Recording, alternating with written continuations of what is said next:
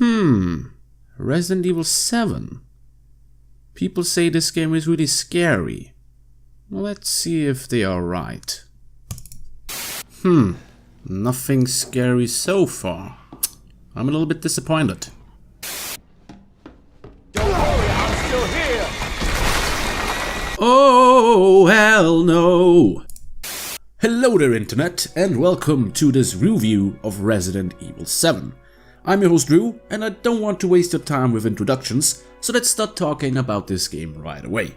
As you may know, I like to give you some little insight into a game's development and history, so let's do just exactly that. Resident Evil 7's development started back in 2014, with Capcom deciding to make a first-person Resident Evil game. Originally, they wanted the game to have more action-oriented gameplay, but thankfully, they decided to return to the series' roots. Capcom wanted the new Resident Evil game to be really spooky and have it take place in one location only. A heavy influence for the game should be the Evil Dead movies. Groovy. Capcom also decided to make the game virtual reality compatible. The game's development team itself included prominent names like Koji Nakanishi, the director of Resident Evil Revelations, Capcom's lead composer Akiyuki Morimoto, and for the first time in the franchise, the script was written by a Westerner, Richard Piercy, who recently worked as a writer for the Fear expansion packs. Here is another interesting tidbit. Resident Evil 7 was the first game in the series which used an in-house engine, the so-called RE engine. After 3 years in development, Resident Evil 7 saw its international release in late January 2017. And here's another fun fact. The PC version's anti-piracy software, Denuvo, was hacked in the short span of 5 days. Good job, Internet! I'm proud of you. To this day, the game sold about 5.7 million copies and received mostly positive reviews, with a lot of critics praising the game's pacing and the return to pure survival horror. Most complaints about the game were made regarding its virtual reality mode, complaining about downscaled graphics. Others complained about the repetitive boss fights and the sparse inventory space. And I can't leave that one uncommented. It's a Resident Evil game. Having no inventory space is half the fun here. What the heck were you expecting, dude? I'm glad I got that off my chest. So without further ado, let's take a look at the game itself. Starting up the game, we get to see this really cool intro.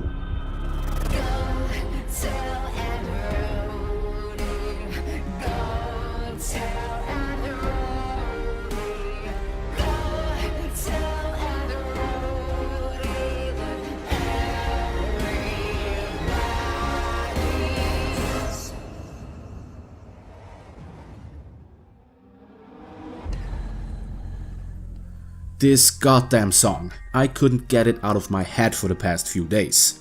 This is actually a remake of the American folk song Go Tell Aunt Rhody. Go tell Aunt Rhody, go tell Aunt Rhody. I just wanted to mention that. I am a stickler for things like that. Old gray goose is dead. The game itself opens up with the introduction of our main character, Ethan Winters. Ethan is traveling to Dalvey, Louisiana after receiving a mysterious message from his missing wife Mia. Mia disappeared on a business trip 3 years ago and just now reached out to him, telling Ethan to come to the so-called Baker farm to get her. After the opening cutscene, I get to familiarize myself with the game's controls and basic gameplay. And I have to say, the first-person perspective works really well for this game. Upon arriving at the farm, I have to learn that nobody's home. So why don't we ding-dong ditch and get the heck out of here? No? Alright, let's look for your wifey, Ethan. Just for the record, I don't think it is a good idea going further. This place doesn't look too inviting. And look at that! Someone tried to burn Mia's stuff. Okay, at least we got some evidence that Mia was here. The best course of action now would be to get back to town and come back with a horde of policemen. Instead of doing that, we decide to check out this creepy building. Let's have a look what's for dinner. Death and Decay. My favorites. I do find a spooky videotape showing us that the Bakers aren't exactly friendly towards strangers, and I do find some weird pictures of Mia. What more evidence do you need, Ethan? Let's just get the hell out of here before it's too late. Oh look, the front door doesn't open anymore. It's not like I warned you. I make my way through the creepy guest house and eventually find Mia in a sex dungeon. Something seems a little bit off with my waifu. You shouldn't be here. What do you mean? You contacted me. No, I wouldn't. Did I? In danger of repeating myself, I really like the first-person perspective in this game. Nice. Not now. Okay, let's get out of here first. While I'm looking for a way out, Mia suddenly disappears. Oh, never mind, I found her. We have a domestic dispute, resulting in Mia cutting off my hand. Not my hand! How am I supposed to write my Chris and Leon fanfiction now? Guess I have not a choice but to take down Mia now. There is not much time to mourn as the homeowner shows up, giving me a warm welcome. Welcome to the family, son. A little hello there would have been enough, you know. The game gets weird as I see a mysterious lady tacking my handbag on. Yeah, that totally is going to work. At least I got a nice watch to show for it. The game now ups the weirdness factor even further by introducing me to the Baker family. I don't get it. They seem like a typical American family to me. Okay, I was just joking about the death and decay bit earlier. I'm not hungry, really. God damn it. I bet it's that cop again. Goddamn pigs. I am literally saved by the bell and take the chance to make my escape. The family's patriarch, Jack, doesn't want to let me go though. I manage to shake him off somehow and things start to look up as a cop comes to my rescue. Well, shit. Jack takes me on a little joyride, and it seems that I got rid of him. I couldn't be more wrong. Even being set on fire doesn't impress him much. Fortunately, he decides to take his own life. Yeah, take that, you bastard! With Jack off my back, I can start to find a way out of this hellhole. I have a little chat with Zoe, the family's daughter, and assumed only sane person here, and she tells me to get the fuck out. Thanks. I wouldn't have thought of that myself. At this point of the game, we are introduced to more gameplay mechanics. I can collect chemical fluids to combine them with herbs or gunpowder to create first aid and ammunition. I can also take some psychoactive drugs to find more of those items. And here's something that triggers my nostalgia. I'm able to save my game by using these cassette decks. Yeah, it isn't as cool as the typewriter, but it's something to pay homage to the first games. But back on track. To get out of the baker's humble abode, I first have to find 3 stone dog heads. On my search for them, I find another scary videotape. This recording shows Mia, who's apparently still alive and normal again, as she is trying to hide from the family's matriarch, Marguerite Baker. You think I don't know what you want to do with that boy, Ethan? Hey lady, we are married. I think we can do whatever the heck we want.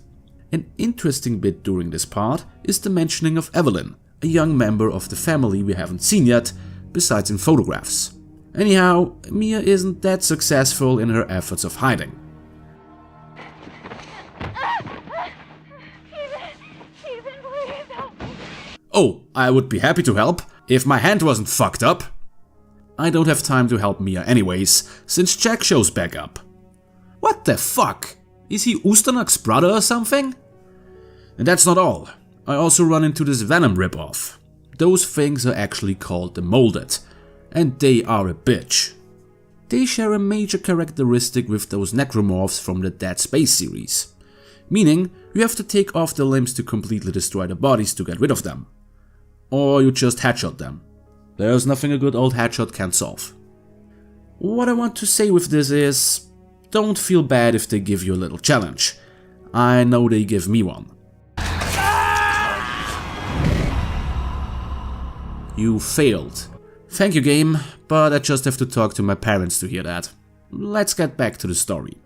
Ethan and I finally find the last piece of the dog head puzzle, but surprise surprise, Jack shows up to kick my ass. Oh great, he got motorized scissors now. That's not groovy. Well, it's kinda groovy, since I get a chainsaw in return. I can see where that Evil Dead inspiration comes into play. Oh yeah, Now I'm finally able to take out that asshole.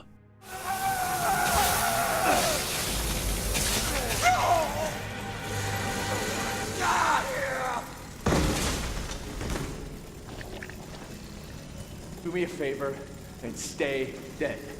I'm sure he will. I could now use the dog head to get out of here, but something tells me there is more to this place. I do find a weird crow and scorpion key, allowing me to unlock certain doors in the house.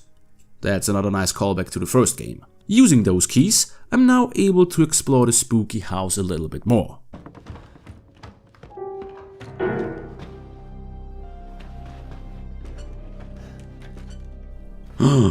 But who was Piano? I also find a cool grenade launcher and another useful weapon.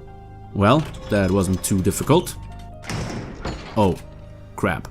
Searching the house, I also find these antique coins. I can spend those to buy some useful stuff, like a magnum or steroids. Not like I need that stuff. I'm all natural. These bobbleheads can be destroyed too, and they act like the emblems and medallions we encountered in the previous games.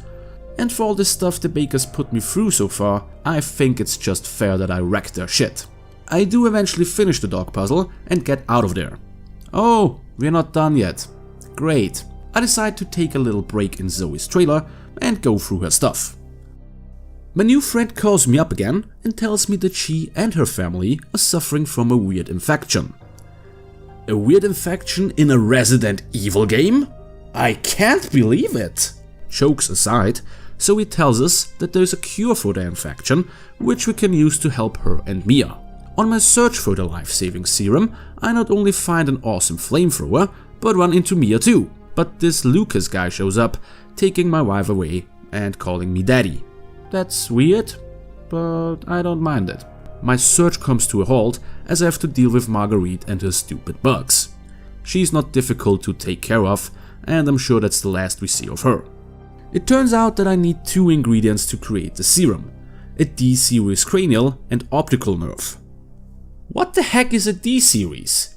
And why is there a dead fetus in a box? At this point of the game, it becomes more and more apparent that the family's youngest, Evelyn, has something to do with all this stuff going on here. In what extent? I can't say yet. I even get to meet the little one. Stay away. Oh, I would, but you guys won't let me leave. Make up your mind, goddammit! Oh, I know I'm getting close to the first part of the serum. I can feel it. Oh, what a surprise.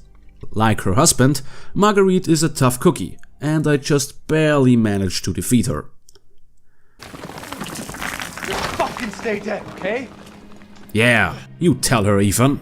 My reward for this little horror trip is the D-series arm, and now I can finally head back to Zoe's trailer to meet up with her. She's not there, of course, and her brother Lucas gives me a ring. He tells me that he took Zoe and the D-series head I need, and even left me a little present in the fridge. Oh, I hope it's pie. I love pie. It's the deputy from earlier. Much appreciated, Lucas, but I'm still kind of full from dinner.